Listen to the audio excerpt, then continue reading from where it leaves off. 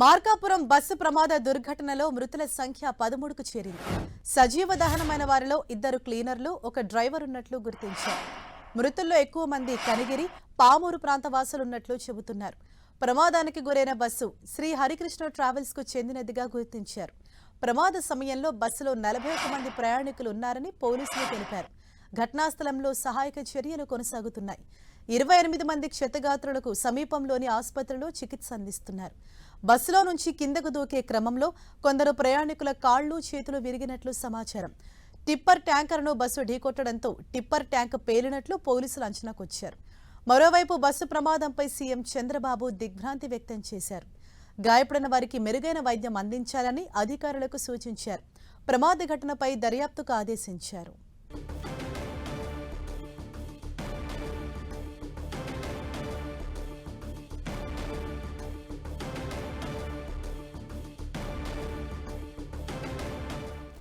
రాయవరం సమీపంలో పలకల క్వారీ దగ్గర టిప్పర్, ఓ ప్రైవేట్ ట్రావెల్స్ బస్సు ఢీకొన్నాయి.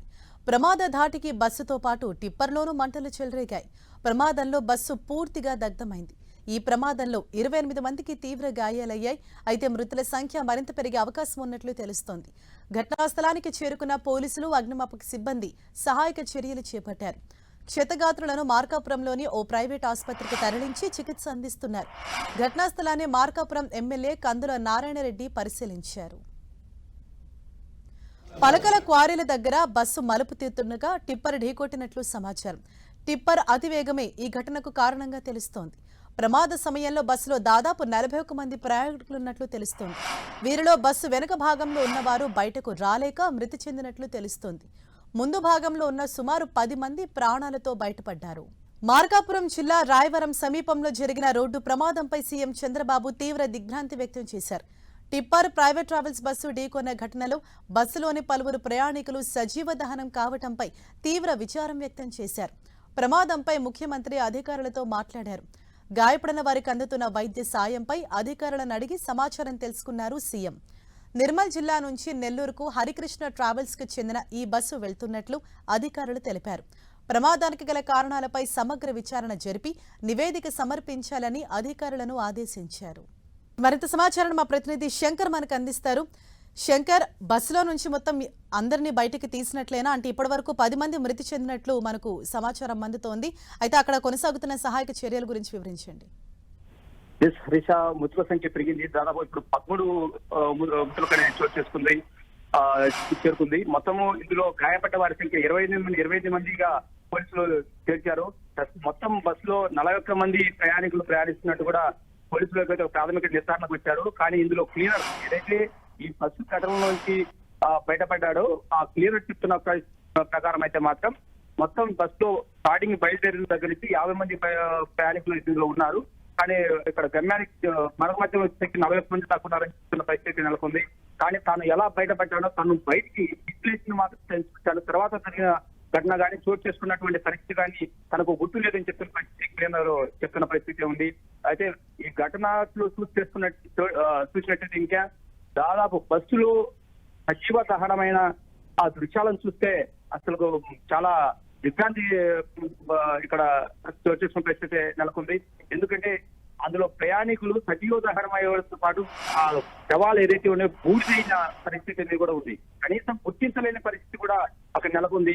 ప్రస్తుతం వీటికి సంబంధించిన ప్రయాణికులు ఏదైతే ఈ ట్రావెల్ బస్సు బుక్ చేస్తున్నారో వాటికి సంబంధించిన వివరాలు మొత్తం టోటల్ ప్రస్తుతం సేకరించే పనిలో పోలీసులు ఉన్నారు. సో వీటిని సేకరించిన తర్వాత వారికి సంబంధించిన సమాచారాన్ని కూడా ఆ కుటుంబ సభ్యులకు అందించారు. ప్రస్తుతం కుటుంబ సభ్యులు కూడా ఘటనా ప్రాంతానికి చేరుకున్నారు. ఒక హృదయ విదారక పరిస్థితి ఇక్కడ నెలకొంది. తమ బంధువులు ఏదైతే మృతి చెందారో వారి బంధువులు వారి గుర్తించలే పరిస్థితి నెలకొనడంతో తమ బంధువులు వీళ్ళలో ఎవరనే అని చెప్పి వెతుకులాడుకునే పరిస్థితి అనేది ఇక్కడ చోటు చేసుకుంది. ఇక్కడ మరోవైపు బస్సులో ఉన్నటువంటి ప్రయాణికులు ఏదైతే తమ ప్రాణాలను రక్షించుకునే క్రమంలో విండోలో బయటకు తీసే క్రమంలో జిల్లా చెదురుగా ప్రయాణికులు అనేది తమ రక్షించుకునే పనులకు విండో నుంచి దూకారు. ఆ దూకిన వాళ్ళ కాళ్ళు చేసి కూడా తిరిగిన పరిస్థితి నెలకొంది. ఈ ఘటన మొత్తం మార్కాపురం అవుట్కట్ ఏదైతే టోల్ ప్లాజా దగ్గర మేకవారిపాలెం, ఈ మేకవారిపాలెం దగ్గర ఒక ఎత్తు ప్రాంతం మలుపు అన్నమాట. మలుపు అటు వల్ల ప్రైవేట్ ట్రావెల్ బస్సు వైపు వచ్చేసి ఈ అంటే యూటర్న్ తీసుకునే క్రమంలో ఒకటికొకటి ఢీకొట్టడం జరిగింది. బస్సును ఏదైతే టిప్పర్ సంబంధించిన ట్యాంకర్ ఆయిల్ ట్యాంకర్ ఉంటుందో ఆయిల్ ట్యాంకర్ ఢీకొట్టడంతో ఒక్కసారిగా ఈ టిప్పర్ పేలిపోవడం జరిగింది. ఈ పేలిపోయిన తర్వాత మంటలు అంటుకున్న తర్వాత ఈ టిప్పర్ లో ఉన్న మంటలు బస్సుకు అంటుకోవడం జరిగింది. ఒక్కసారిగా బస్సు కూడా మంటలు ఎగిసిపడి దహనం కావడం జరిగింది. సో ఈ ఘటనలో మొత్తం 13 మంది ఇప్పుడు మృతులు చెందినట్టు కూడా పోలీసులు చెప్తున్న పరిస్థితి నెలకొంది. సో ప్రస్తుతం అయితే సంబంధించిన ఏదైతే బూడిదయ్యాయో ఆ శవాలను కూడా బయటికి తీస్తున్నారు పోలీసులు. సో బయటికి తీసిన తర్వాత ఇక దీనికి పూర్తి సంబంధించిన వివరాలు వెల్లడించే అవకాశం లేదు. శంకర్, బస్సులో మొత్తం 41 మంది ప్రయాణికులు ఉన్నట్లుగా మనకు సమాచారం అందుతోంది. అయితే 13 మంది మృతి చెందారు, పలువురు గాయపడితే వారిని హాస్పిటల్ కు తరలించారు. అంటే బస్సులో ఉన్న వారందరినీ కూడా బయటకు తీసినట్లేనా? అంటే కంప్లీట్ గా దీనికి సంబంధించిన డీటెయిల్స్ మీకు అందుతున్నాయా? ప్రస్తుతం మొత్తం ఓవరాల్ గా బయటికి తీశారు. ఇందులో 13 మంది మృతి చెందారు, 28 మందికి గాయాలయ్యాయని చెప్తున్నారు. వీళ్ళు తీవ్ర గాయాలైన వారు ఉన్నారు, అదే స్వల్ప గాయాలైన వారు అని చెప్తున్నారు. 11 మంది సురక్షితంగా బయటపడ్డారు అని చెప్పి పోలీసులు చెప్తున్న పరిస్థితి నెలకొంది. అయితే ప్రస్తుతము ఈ ఘటన సంబంధించిన చోటు చేసుకున్న పరిస్థితుల పైన పోలీసులు దీని మీద విచారిస్తున్నారు.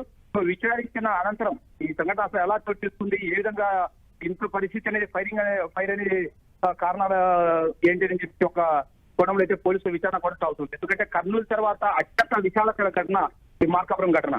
సో అధికారులు కానీ ప్రభుత్వం కానీ ఎన్ని చర్యలు తీసుకుంటున్నా కూడా ఇటువంటి ఘటనలు చోటు చేసుకున్న పరిస్థితి అనేది క్రమంగా కొనసాగుతూనే ఉంది. సో దీనికి చెక్ పెట్టాలంటే ప్రభుత్వం ఎటువంటి తగిన నిర్ణయాలు తీసుకుని ఒక దిశగా ప్రభుత్వం కూడా ఆలోచిస్తుంది. ఇప్పటికే రాష్ట్ర చంద్రబాబుతో పాటుగా పలు మంత్రులు, స్థానిక సంబంధించిన నాయకులు కూడా స్పందించారు. వీరి సహాయ కార్యక్రమాలు ముమ్మరం చేయాలి. ఏదైతే గాయాలు పడ్డారో వారికి సంబంధించిన ఆ వైద్యం టీంలో కూడా ఎటువంటి వెనుకాడచ్చు, అవసరమైతే ప్రైవేటు హాస్పిటల్ సహాయం కూడా తీసుకుని ఖర్చులు ఎంతైనా సరే ప్రభుత్వం బరాయించుకుంటుందని చెప్పేసి ఒక భరోసానైతే ప్రభుత్వ అధికారులకు ఇక్కడ నాయకులు ఇవ్వడం జరిగింది. సో ప్రస్తుతం మెరుగైన చికిత్స దిశగా వారికి వైద్యం అందించేందుకు వైద్యులు ఒప్పించిన పరిస్థితి ఉంది. శంకర్, అంటే చాలా మంది ఒక్కసారిగా ఈ మంటలు అంటుకోవడంతో కిటికీలో నుంచి అద్దాలు పగలగొట్టుకొని బయటకు దూకేశారు కదా. ఆ క్రమంలో కొంతమందికి కాళ్ళు చేతులు విరిగినట్లు తెలుస్తోంది. అంటే క్షతగాత్రులో ఎవరి కండిషన్ అయినా సీరియస్ గా ఉందా? అంటే ఏం చెప్తున్నారు డాక్టర్స్? వీళ్ళు ఒక 4-5 పరిస్థితి మాత్రం సీరియస్ గా ఉన్నట్టు ప్రభుత్వ అధికారులు చెప్తున్నారు. సో వీరికి మెరుగైన వైద్యం అందిస్తున్నామని చెప్తున్నారు. సో మెరుగైన వైద్యం అందిస్తున్నారు కాబట్టి కోలుకోవచ్చు. సో తదుపరి ఏంటంటే సమాచారం అందిస్తామని పోలీసులు చెప్తున్న పరిస్థితి నెలకొంది. ఘటనా ప్రాంతానికి ఇప్పటికే ఎస్పీతో పాటు అదేవిధంగా ఫైర్ డీజీతో పాటు పలు అధికారులు కూడా చేస్తున్నారు. ఘటన పైన పూర్తి స్థాయిలో దృష్టి సారించారు. తదుపరి ఫైనల్ గా దీనికి సంబంధించిన వివరాలు వెల్లడించే అవకాశం లేదు. శంకర్, అంటే ప్రయాణికుల వివరాలు అన్నవి తెలిసాయా? వీరంతా ఎక్కడి నుంచి ఏ ప్రాంతానికి వెళ్తున్నారు? ఏ సమయంలో జరిగింది ఘటన? ఈ ప్రయాణికులు మొత్తం కనిగిరి పాములు సంబంధించిన వారుగా పోలీసులు గుర్తించారు. ఈ 41 మంది ఏదైతే హైదరాబాద్ నిర్మల్ ప్రాంతం ఉందో నిర్మల్ ప్రాంతంలో బయలుదేరి పాపూరు కనిగిరి ప్రాంతానికి చేరుకుంటున్న క్రమంలో, అంటే ఒక 60 నుంచి 70 కిలోమీటర్ల గమ్యస్థానానికి దూరం ఉన్న క్రమంలో ఈ ఘటన చోటు చేస్తుంది. ఈ ఘటన చోటు చేసుకుంటే సురక్షితంగా బయటపడే వాళ్ళమని చెప్పేసి ఈ ప్రయాణికులు ప్రాణాలతో బయటపడే ప్రయాణికులు చూస్తున్న పరిస్థితి నెలకొంది. అసలు ఒక్కసారిగా ఈ మంటలు అడ్డుకోవడంతో ఈ ఘటన ఎలా మనకు కూడా అర్థం కాని పరిస్థితి నెలకొంది.